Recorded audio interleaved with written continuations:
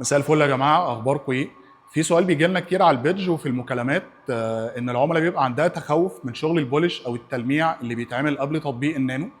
والسؤال: هل شغل البولش اللي بيتعمل قبل تطبيق النانو بيأثر او بيشيل من طبقه الدهان ولا لا؟ السؤال حلو وحبينا نشاركه معاكم. وحضرتك كعميل مهم جدا وكويس جدا ان حضرتك تستفسر عن جزئيه زي كده، لانك لازم تطمن ان المركز اللي هيشتغل يكون عنده درايه او عنده علم بالجزئيه دي.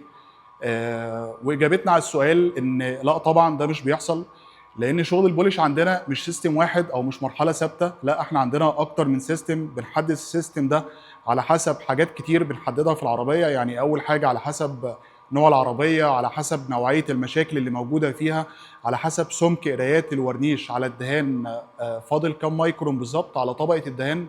بناء على كل الكلام ده بنحدد المراحل او السيستم اللي احنا هنشتغل بيه على العربيه. دي منتجات التلميع اللي احنا بنشتغل بيها. يعني احنا شغالين بشركة أسرن، دي شركة ماليزي من الشركات القديمة والمحترمة جدا في المجال. أول ميزة فيها إن الكومباوند بتاعها مش درجة واحدة، لا في أكتر من درجة.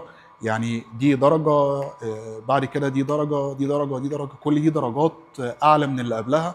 نفس الفكرة برضو في البادات، مش سيستم واحد. يعني دي بادة، دي درجة بعدها، دي بعدها، كل دي درجات بعدها. يعني بادة زي كده سوفت جدا، ما بتعملش اي تآكل على طبقة الورديش.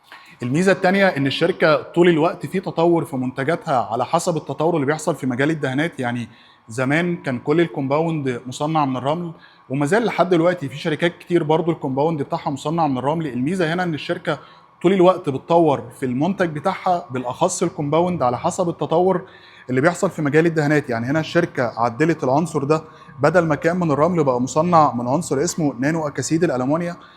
ده كعنصر ليه مزايا كتير جدا في التلميع، ولكن اهم ميزه فيه نعومه الماده.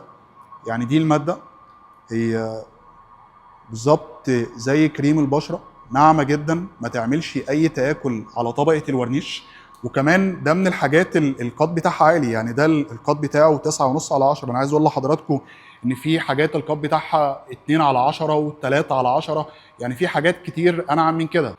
هنوضح لكم برضو حاجه عمليه معانا. يعني النهارده معانا عربيه اوكتافيا اي 8 موديل 21. العربيه جايه لنا فيها مشاكل كتير، فيها اثار فوطه زفره، فيها خدوش قطط، خدوش كلاب.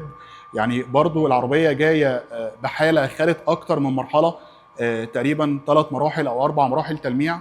برضو هنوضح لحضراتكم القرايات في النص اللي اتلمع والنص اللي لسه. يعني ده النص اللي لسه ما اتلمعش. القرايات 127، 131، 149، 127. كده كده ده طبيعي في اي عربيه، مفيش عربيه بتبقى نفس القرايات بالظبط، ده طبيعي في اي عربيه. ده النص اللي خلص تلميع. 142، 140، 129. يعني عربيه زي كده بكل المشاكل اللي جايه فيها وتطلع نفس القرايات، فحضرتك مثلا كعميل او كمالك عربيه زيرو، سمك بويتها اقل او قلقان من مرحله التلميع عليها، هي مش هتاخد 20% او 25% من الشغل او من المراحل اللي العربيه دي خدته.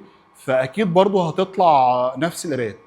اللي حابين بس نوضحه لحضراتكم ان حتى لو العربيه زيرو، هدف التلميع اللي بيتعمل قبل النانو مش التلميع بس او ازاله الخدوش بس، لا. النهارده حتى لو العربيه زيرو، العربيات النهارده بتقف في الشحن فترات طويله، في الجمارك، في التخزين. يكفي بس بند الاملاح، العوامل الجويه، كل الترسبات دي بترسب على طبقه الورنيش. انا ما ينفعش افرد النانو عليها مباشره، لان ده هيعمل مشكله. لازم طبقه الورنيش تتنضف كويس، تتطهر كويس، على اساس ما نبدا نفرد طبقه النانو يحصل تشبع كويس في الدهان، والاهم ان يحصل تماسك كويس ما بين طبقه النانو وطبقه الورنيش. ده طبعا هيفرق في العمر الافتراضي بتاع المنتج وفي كل الخصائص بتاعته. موضوع الترميع بحر كبير. ان شاء الله الفتره الجايه هنحاول نوضح لكم فيه على قد ما نقدر، وشكرا لكم.